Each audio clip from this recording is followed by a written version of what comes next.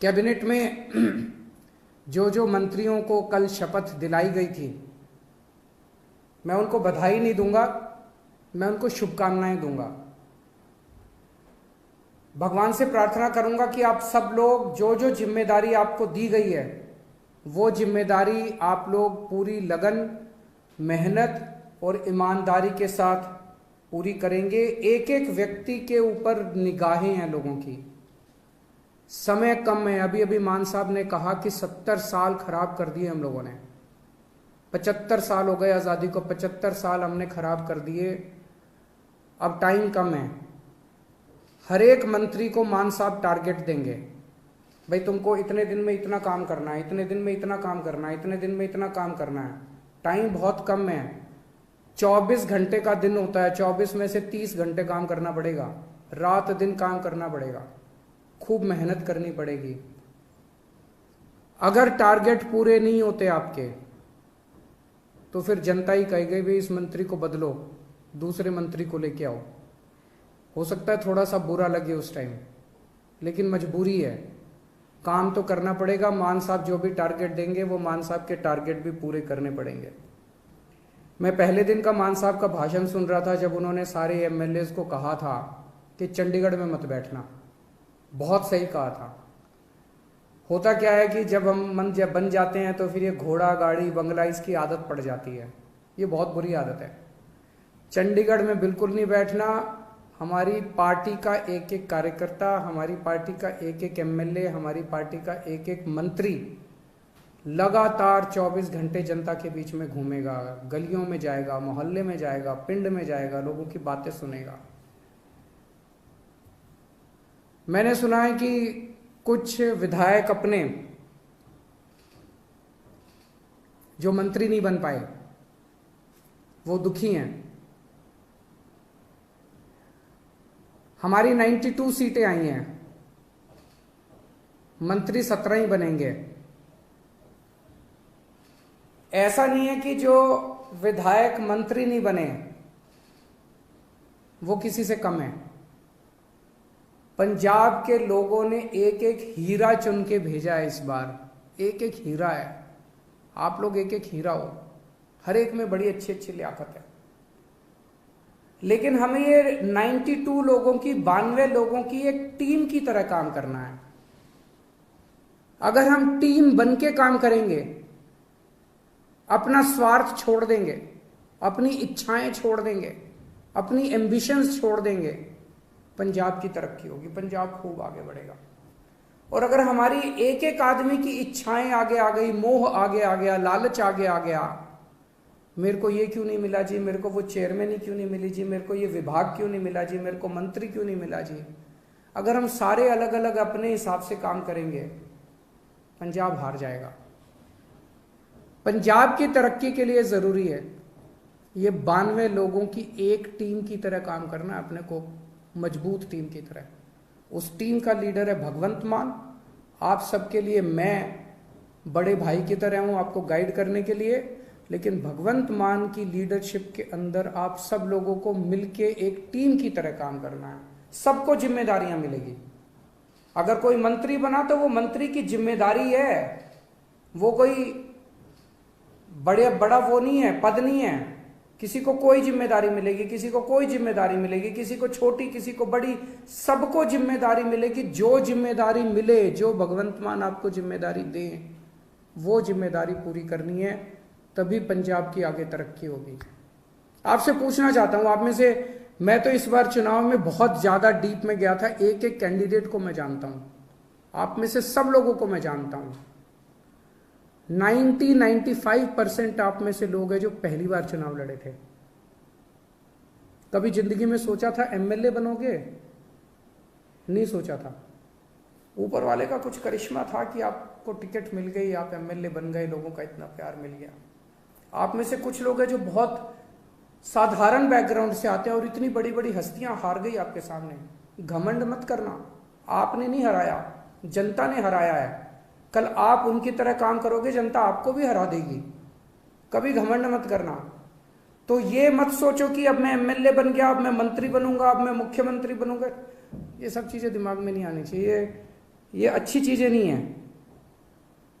आप एमएलए रहते, अपना ऐसा काम करो कि आप ही की ख्याति चारों तरफ फैल जाए। आप एमएलए रहते हुए अपने हलके में इतना अच्छा काम करो कि आपकी ख्याति चारों तरफ फैल जाए, लोग आपको इतना प्यार करने लगे। किसी भी पद के ऊपर कुछ लोग आते हैं, कहते हैं जी मेरा हक था, मेरा हक था ये बनने का। ये सोच लेना ये जनतंत्र है, किसी का किसी पद के ऊपर हक नहीं है। जिस दिन जनता नाराज हो गई, 2 मिनट में मुख्यमंत्री को भी हटा देती है और 2 मिनट में एमएलए को भी हटा देती है। ये हमारे से पहले वाले जो थे उनको भी ऐसे लगता था कि वो तो पैदाइशी मुख्यमंत्री बनने के लिए आए हैं, वो तो पैदाइशी मंत्री बनने के लिए आए हैं। 2 मिनट लगे, जनता ने सारों को साफ कर दिया। ऐसा ना कर देना कि अगली बार जनता हमें साफ करने के लिए तत्पर रहे। हमें ऐसा करना है कि जनता जिंदगी भर हमारे को प्यार करे, हमें जनता का दिल जीतना है। लोगों के अगर काम कराने हो तो आप जरूर अपने मुख्यमंत्री से मिलने के लिए जाना। लोगों के लिए काम कराने हो लोगों के, तो आप जरूर अपने मंत्रियों से मिलने जाना। लेकिन किसी अपने हलके के डीसी और एसपी और थानेदार की पोस्टिंग कराने मत जाना। मैंने सुना है पहले पंजाब में अभी तक ये सिस्टम चलता था कि अपने इलाके की अपने हिसाब से थानेदार की पोस्टिंग कराई, अपने हिसाब से एसपी की पोस्टिंग कराई और फिर मिलके बांट के सारा सिस्टम चलता था। मान साहब, उनका मंत्रिमंडल, सब लोग मिलके अपने हिसाब से अच्छे अच्छे लोगों की, ईमानदार अफसरों की पोस्टिंग करेंगे। वो पोस्टिंग करें। अगर कोई अफसर आपका काम ना, जनता का काम ना करे, आप ये शिकायत लेके जाओ। लेकिन किसी की अपने हलके के पोस्ट एसपी की और थानेदार की और डीसी की पोस्टिंग कराना, वो मान साहब के ऊपर छोड़ दो, वो करेंगे। मंत्रियों के ऊपर छोड़ दो, वो करेंगे। और अगर कोई करप्शन करे तो वो बताओ। सबसे जरूरी चीज हमारे लिए ईमानदारी से काम करना है। हमने बार बार अपने चुनाव प्रचार में कहा कि हमारी कट्टर ईमानदार पार्टी है, हम एक कट्टर ईमानदार सरकार बनाएंगे। भगवंत मान एक कट्टर ईमानदार आदमी है, लोग हमसे उम्मीद करते हैं। मैं कुछ भी बर्दाश्त कर सकता हूं, बेईमानी बर्दाश्त नहीं कर सकता, पैसे की चोरी बर्दाश्त नहीं कर सकता, जनता के पैसे की चोरी बर्दाश्त नहीं कर सकता। तो अगर मेरे को पता चला, मान साहब को पता चला कि कहीं किसी ने कुछ गड़बड़ की, तो फिर एक भी मौका नहीं देंगे। वहां मौके की कोई गुंजाइश नहीं है। आपको हमने जो काम दिया, आपने टारगेट पूरा नहीं किया, हम आपको 1 मौका देंगे, 2 मौका देंगे। लेकिन अगर आपने कहीं गड़बड़ की तो पहले मौके में ही सख्त से सख्त सजा मिलेगी। जो सजा जनता को मिलती है उससे दुगनी सजा अपने वालों को मिलेगी। फिर जनता ने बहुत भरोसा किया है, जनता के भरोसे को तोड़ नहीं सकते। बेईमानी मत करना और कुछ भी कर लेना, बेईमानी मत करना और जनता के साथ बदतमीजी मत करना। अभी मान साहब ने भी इसका जिक्र किया। मैं देख रहा हूं सोशल मीडिया पे हमारे कई एमएलए साथी, विधायक लोग इंस्पेक्शन कर रहे हैं इधर उधर। बहुत अच्छी बात है, मुझे बेहद खुशी है।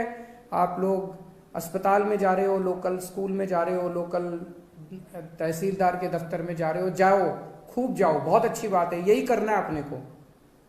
एक ही चीज का ध्यान रखो, बदतमीजी मत करो।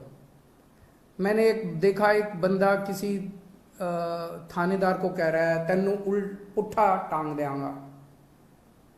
ये भाषा हमें शोभा नहीं देती। ये कहने की क्या जरूरत है? अब तो तुम विधायक बन गए, अब तो मुख्यमंत्री तुम्हारा है, अब तो मंत्री तुम्हारे हैं। तुम चाहो तो 2 मिनट में उनको पुट्ठा टांग सकते हो। जिस दिन टांगने की, अब तो तुम्हारे पास कलम की ताकत है, कलम की ताकत से कुछ भी कर सकते हो। कहने की क्या जरूरत है? अपने मुंह से हमें सबकी इज्जत करनी है, सबकी इज्जत करनी है, विरोधियों की भी इज्जत करनी है, विपक्षियों की भी इज्जत करनी है, सारे कर्मचारियों की इज्जत करनी है। और ये कर्मचारी दोषी नहीं है। कोई डॉक्टर दोषी नहीं है सरकारी अस्पताल का, सरकारी स्कूल का कोई टीचर दोषी नहीं है। अभी तक सिस्टम ही ऐसा था, सारा सिस्टम खराब था। दिल्ली का उदाहरण देता हूं, दिल्ली में हमारी सरकार बनी, उसके पहले सरकारी स्कूलों का बुरा हाल था। यहां पे कहते थे कि सरकारी टीचर तो आलसी होते हैं, पढ़ाना नहीं चाहते, काम नहीं करना चाहते, टीचर आती हैं और पेड़ के नीचे बैठ के स्वेटर बुनती रहती हैं, खूब कहते थे। हमने आने के बाद इन सारे टीचरों को इज्जत दी, सारे डॉक्टरों को इज्जत दी, सरकारी स्कूल के अस्पतालों के डॉक्टरों को, टीचरों को इज्जत दी, और आज इन्होंने करिश्मा करके दिखा दिया, सिस्टम बदल गया। हमें पंजाब में इन्हीं के साथ मिलके, सरकारी स्कूल के टीचरों के साथ मिलके, पंजाब पुलिस के साथ मिलके, डॉक्टरों के साथ मिलके, तहसीलदार के साथ मिलके, सबके साथ मिलके सिस्टम बदलना है। आप देख रहे हो ना, इतनी सारी सोशल मीडिया पे आ रही है कि सिस्टम ऑलरेडी बदलना चालू हो गया, तहसीलदार ने ऑलरेडी सिस्टम बदल दिया, पैसे लेना बंद कर दिया है, इधर उधर सबने पैसे लेने, सिस्टम बदलना है अपने को। सबको जाके, कोई भी सबको जाके हाथ जोड़ के बात करनी है अपने को कि भाई साहब जमाना बदल गया, अब आप भी बदल जाओ। बस अगर कोई गलत काम कर रहा है, आपके कहने के बाद भी गलत काम कर रहा है, मुख्यमंत्री को जाके बोलो, जो एक्शन लेना होगा लेंगे। अपने मुंह से कुछ नहीं गलत शब्द बोलने, वो बहुत जरूरी है। सबको साथ लेके चलना है।